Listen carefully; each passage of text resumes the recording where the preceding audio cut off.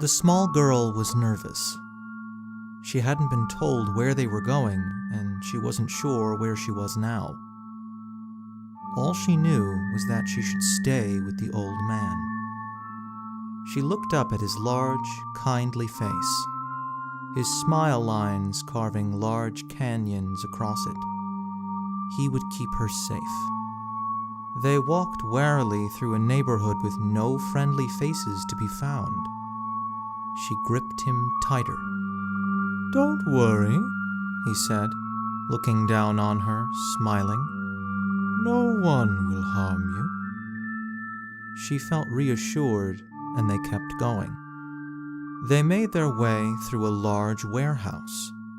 Large animals with slashing claws and biting teeth were caged up on display, but the cages didn't look too sturdy. All of their prowling, hunting eyes were fixed on her every move. As if sensing her fear, the old man looked down on her once more. "Don't worry. No one will harm you." Still cautious, but calmer than before, she kept going. They then found themselves in a great hall.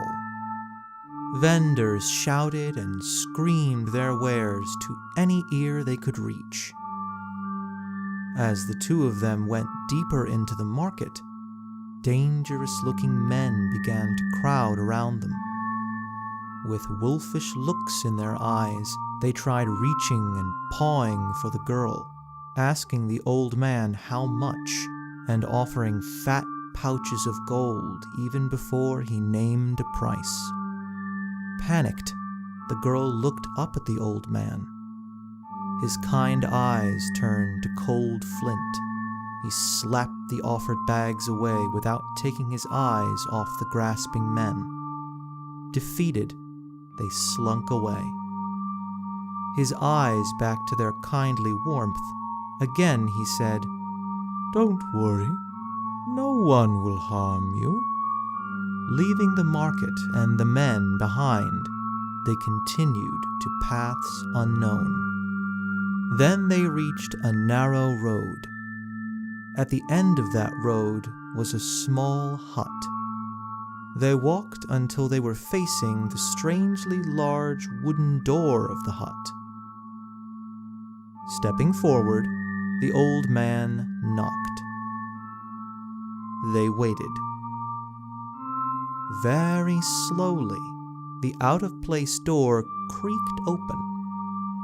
As they strode into the hut, the girl didn't see anybody on the other side of the door, no matter how hard she craned her neck.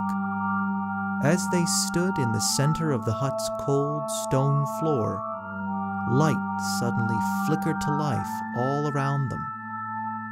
Candles that seemed to light themselves. The girl clung to the old man tighter than she ever had before.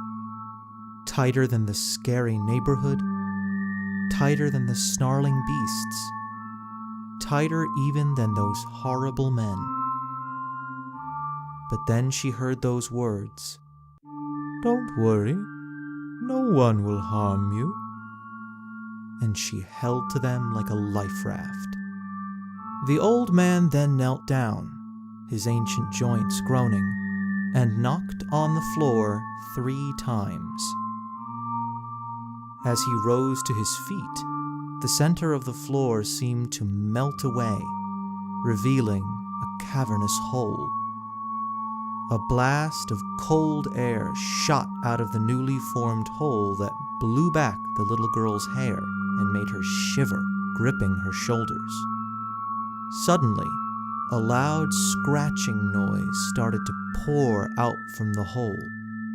It got louder and louder, seeming to gain speed. It reached a fever pitch, and then stopped. A hubcap-sized claw rose out of the pit and grasped the edge. It was soon followed by its twin. Working together, they pulled their owner up and out. It stood tall enough to scratch the surprisingly tall ceiling. Dark gray skin, coarse human-like face, and deep sunken eyes lit with a live flame. Steam shot out of its nostrils as it snorted. Sparks flew from its dangling claws as it lurched forward, scraping them across the stone. The girl was absolutely terrified. In her fright, she hadn't realized the old man had positioned himself behind her. She turned to him, her face contorted beyond recognition with fear. "What is it?" she screamed, unable to control herself. But the person behind her wasn't the old man. It was a much younger man in dazzling clothes, with kindly eyes. The new man spoke to her in a strangely familiar voice as the creature drew closer to her. "That is no one." "See you 40 years from now?" the young man said to the large creature, picking clean the tiny bones. 40 years? Let me check my calendar. September's not great. I might have time in March. Oh, wait. No, that'll work. Because I'll still be in this hole. Now, scram. It waved him towards the door with a large claw. The young man flexed his legs with the years of energy returned to them, buttoned his coat, and stepped out into a world full of little girls.